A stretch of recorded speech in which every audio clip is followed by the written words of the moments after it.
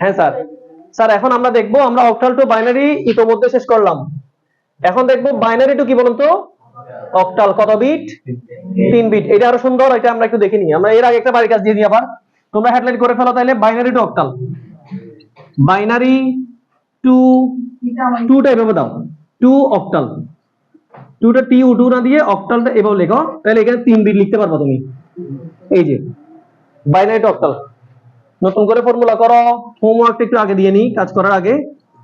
Binary two octal যেহেতু binary number লিখবো আমরা, অনেক বড় করে বাইনারি নাম্বার লিখবা, কারণ এটা কাহিনী আছে। 100110111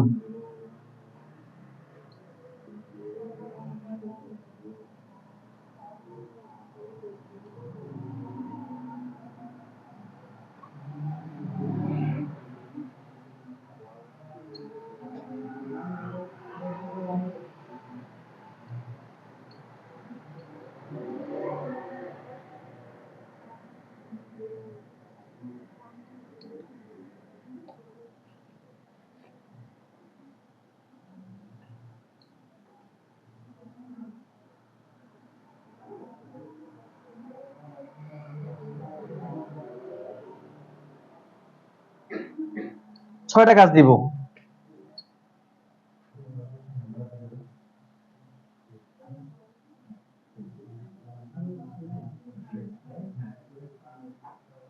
এই 6টা কাজ দিলাম, এটা লিখে নিও। আগে ফর্মুলাটা দেখে নাও স্যার, একটা ফর্মুলা দেখে নাও আগে। 110011101, এটা দিই। দেখো এই নাম্বারটাকে আমি নিয়ে যাব কোথায়? এটা এটা বাইনারিতে আছে, আমি অক্টালে নিয়ে যাব। এই যে অক্টালে নিয়ে যাব।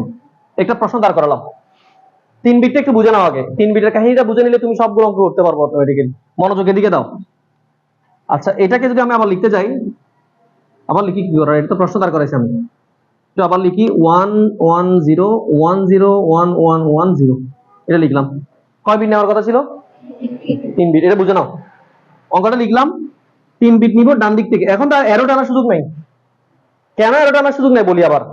এখানে তুমি এখন অঙ্কটা এভাবে করতে পারবে না, এভাবে টেনে করতে পারবে না, কারণ এরা নিজেই বিট। বিট থেকে তো আবারও বিট বের হবে না। তার কথা কি বুঝতেছো? সেজন্য আমরা নিচের দিকে অ্যারো টানবো না, এটা আবার ভিন্ন নিয়ম একটু। তাহলে আমরা এটা একটু বাদ দিয়ে অন্যভাবে করি। ডান দিক থেকে অ্যারো নিব এইভাবে, 3টা বিট ধরলাম। দেখো এই যে 3 বিট ধরলাম। কয় বিট ধরছি এখন? আর বিট নিলাম, আমাদের কাজ হচ্ছে বিট নেওয়া। তো নিচে টানতেছি না কেন? এরা নিজেরাই বিট, বিট থেকে আবার বিট বের হবে না। 3 বিট নিলাম এখন। এখন এখান থেকে আবার 3 বিট নিলাম, দেখো এখান থেকে আবার 3 বিট নিলাম। দেখো এখানে যদি 3টা বিট না থাকে, 2টা থাকে, বামে একটা 0 দিয়ে 3 বিট টেনে নিবা। বামে 0 দেওয়া যায়, কারণ ভ্যালু তো বাড়তেছে না। বুঝতে পেরেছি? কখনো কখনো এমন হবে, দেখবে 2টা আছে, তো তুমি 3টা টানতে গিয়ে দেখতেছো এখানে স্যার 3টা তো হচ্ছে না, আছে 2টা। তা তুমি আরো একটা 0 দিয়ে মিলাই নিবা। আপাতত আমরা যেটা আগে 1 ছিল 1টাই দিচ্ছি। স্যার ঠিক আছে, এখন আসো দেখি, বলতো এটার মান কত? 110 এর মান কত? 6। ভেরি গুড, এই যে মুখস্থ পারতেছো। এটার মান কত? 101 এর মান কত হচ্ছে? 5। এটার মান কত? 6। অ্যান্সার শেষ। হ্যাঁ স্যার, 110101110, এটা একটা বাইনারি নাম্বার ছিল। তার অ্যান্সার হচ্ছে আমাদের 656। 656, আগের গুলো থেকে অনেক সহজ। শেষ অঙ্ক, বুঝছি কিনা? শুধু 3 বিট করে নিব, তার মানগুলো নিচে বসাই দিব।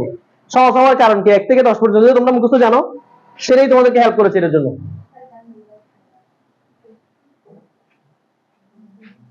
এরপরে এই কাজটা করো দেখি। এই নাম্বারটাকে তুমি, এটা তো বাইনারি নাম্বার, তুমি বাইনারি নাম্বারটাকে কিসে নিয়ে যাবা? অক্টালে নিয়ে যাও দেখি। খুব ছোট একটা নাম্বার দিছি, অনেক সময় ছোট অঙ্কে মানুষ আটকে যায়। ছোট অঙ্কে মানুষ আটকে যায়। 1110, দাও না, দেবো কি আনসার কত আসে দেখো।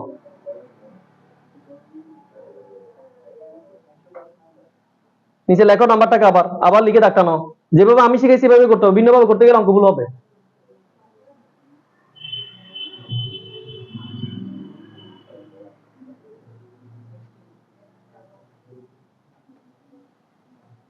কি 16 কত আসছে এটাতে? কেমনে 16 হবে? অক্টালে 16 আসছে মানে 16 হয়েছে। আচ্ছা 16 তো আর 16 না, ঠিক আছে হতে পারে। ডেসিমেলে এটা কিন্তু এমনিতে কি 14, ডেসিমেলে কিন্তু 14। দেখো তুমি 1 2 4 8, 8 4 12, 12 2 14, 14 এটা ডেসিমেলে। ওই অক্টালে গিয়ে 16 দেখাচ্ছে এটা। অক্টালের মধ্যে 8 9 নয়, যে 8 9 না থাকে তো 2 গুণ বেড়ে গিয়ে 16 হয়ে গেছে নাম্বারটা। খেয়াল করছো এটা? ঝামেলাটা খেয়াল করছো? হ্যাঁ, যা হোক আমরা তো অক্টালে যাচ্ছি, আমি ডেসিমেল চিন্তা করে বললাম যে কেন নয়।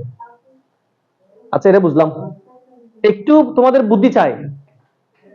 স্যার একটা বুদ্ধিদীপ্ত প্রশ্ন করি, এই শুনো এদিকে, আর একটা সুইচ দিতে দুইজন হারান হয়ে যায়।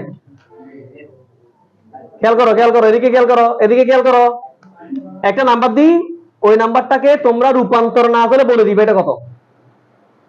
খেয়াল করেন, আমি তোমাকে একটা নাম্বার দিলাম, ধরো যে এই নাম্বারটা দিলাম, এটা হচ্ছে বাইনারি নাম্বার, আমি এটা তোমার অক্টাল চাচ্ছি, তো রূপান্তর না করে বলে এটা কত। বাইনারিতে কত না, বাইনারিতে অলরেডি আছে, এটা অক্টালে কত 5 না? আচ্ছা এরকম কত পর্যন্ত বলা যাবে? 7 পর্যন্ত বলা যাবে, কারণ অক্টালের হাইয়েস্ট কত 7 না? 7 পর্যন্ত তুমি রূপান্তর না করে এমনি বলে ফেলতে পারবা। কেন পারবা? কারণ হচ্ছে এটা 7 পর্যন্ত আমরা মুখস্থ এমনিতে জানি, 8 9 এ গেলে ঝামেলা হচ্ছে, তুমি সরাসরি 8 লিখে দিতে পারছো না। ঠিক আছে, এটা পারছো না? একটু এটা করে দেখাও আমাকে, এখন যেটা দিচ্ছি এটা করে দেখাও। এটা হচ্ছে 1000, এই নাম্বারটা বাইনারিটাকে তুমি অক্টালে রূপান্তর করে আমাকে একটু দেখাও। দেখো এটাকে একটু অক্টালে রূপান্তর করে দেখাও,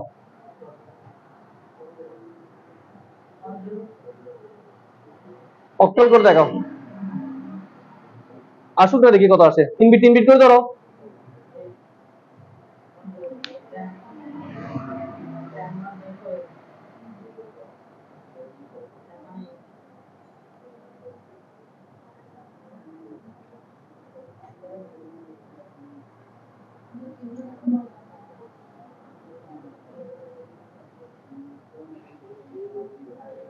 কত আসছে এটার মান বলো, কত আসছে? আচ্ছা একটু বলতো দেখি, তোমরা নিয়ে গেছো কোথায়? একটু বলতো এই বাইনারি নাম্বারটা এটা কত আসলে? 1000 না? 1000 মানে 8 না? ডেসিমেল 8, আমাদের সাধারণ ভাষায় 8। 8 কে আমরা অক্টাল ভাষায় কি বলি? 10 বলি, সেই জন্য 10 আসছে। বুঝে গেছে কথাটা? তাহলে দেখো কোথার সাথে কোথায় এখন লিঙ্ক, এই জিনিসগুলো একটু ধারাবাহিকভাবে খেয়াল করবা। এখন বলেন আমাদের octal two binary, binary two octal পারবো কিনা? বুদ্ধি থাকলে বাইনারি টু হেক্সা পারবা, হেক্সা টু বাইনারি পারবা। কত বিট করে নিতে হবে? 4 বিট। এইটা টেকনিক্যালি করবা। আমরা আজকে সেটাতে যাবো কিনা? না, না যায়, আজকে অনেক স্টুডেন্ট অনুপস্থিত তো এটাতে না যায়, এটাতে থাকি। আর কিছু শর্ট কোয়েশ্চেন দিই। শর্ট কোয়েশ্চেন হচ্ছে সৃজনশীল করতে পারার জন্য, শুধু তো অঙ্ক করলে হবে না, ক খ এর জন্য চিন্তা করতে হবে। আমরা এখন গ গ করতেছি, ক খ পড়তে হবে না কিছু। আর কিছু প্রশ্ন তোমাদেরকে বাড়ির কাজও দিয়েছিলাম, শীট যেটা তোমাদের হাতে আছে এটা নাও সবার কাছে।